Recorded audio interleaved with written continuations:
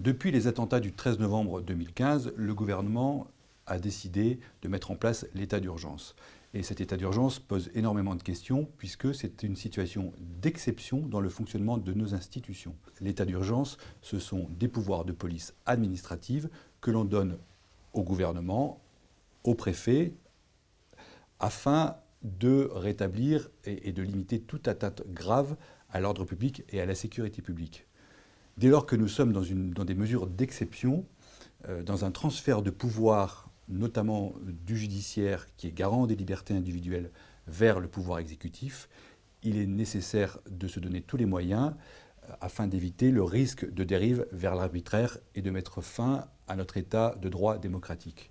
Or, à la fois la réforme de l'état d'urgence telle qu'elle a été faite au mois de novembre, au lendemain des attentats, et les projets de constitutionnalisation, mais aussi de faire entrer les mesures d'état d'urgence dans la loi, dans le projet de loi pénale qui va être en discussion au mois de février et au mois de mars, l'ensemble de ces projets sont inquiétants et traduisent, à mon sens, une vraie dérive vers un état d'arbitraire. Sur l'état d'urgence, il y a une mesure qui est importante, c'est l'assignation à résidence. L'assignation à résidence, c'est quoi? C'est le fait d'interdire à une personne de quitter le territoire de la commune de domicile, de l'obliger à rester chez lui sur une plage horaire qui peut aller jusqu'à un maximum de 12 heures et de pointer 3 fois par jour au commissariat. On le voit bien, on est là dans une atteinte à la liberté d'aller et venir, et y compris la liberté de travailler et la vie privée et familiale, puisque sortir de chez soi devient quasiment impossible, aller voir des amis, etc., etc.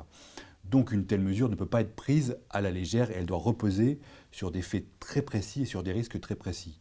Or, et c'est là où je veux démontrer qu'il y a un risque d'arbitraire, la loi a été modifiée à la suite des attentats et la définition de la loi qui était auparavant dans l'état d'urgence et aujourd'hui a sensiblement évolué. Je vais en prendre les termes précis parce que c'est important de voir que les définitions sont aujourd'hui très floues et nous mènent vers l'arbitraire. On pouvait jusqu'alors assigner à résidence une personne dont l'activité s'avérait dangereuse pour la sécurité et l'ordre public. Aujourd'hui, on peut assigner à résidence une personne dont il existe des raisons sérieuses de penser que son comportement constitue une menace. On passe d'activité avérée à un comportement.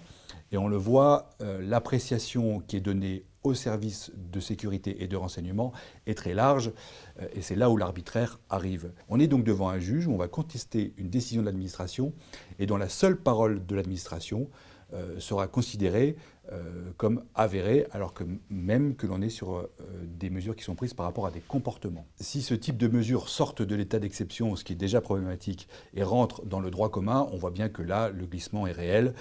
Et les réformes qui sont proposées dans la constitutionnalisation de l'état d'urgence et dans le projet de loi sur le crime organisé qui va être en discussion à l'Assemblée et au Sénat nous inquiètent énormément.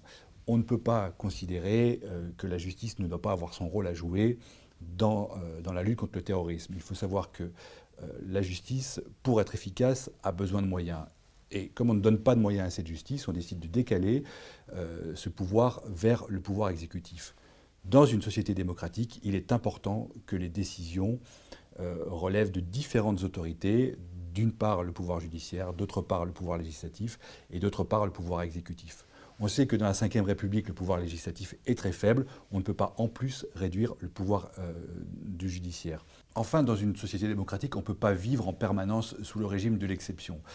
On l'a vu, l'état d'urgence a été utilisé contre des militants qui voulaient manifester sur la COP 21, des militants écologistes, alors même que ce qui leur était reproché, en précisant qu'ils n'ont jamais été condamnés, ce qui leur était reproché n'était pas du tout en lien avec ce qui justifiait l'état d'urgence, la menace terrorisme. Comment va-t-on réagir demain pour l'Euro de football? Est-ce qu'on va à nouveau dire que l'état d'urgence doit se maintenir parce qu'il y a un risque? Le risque, s'il devient permanent, il faut que les réponses soient permanentes, mais qu'elles soient équilibrées, qu'elles soient justifiées, que l'on donne les moyens à la justice et que l'on donne les moyens aux citoyens de contrôler aussi les mesures qui sont prises.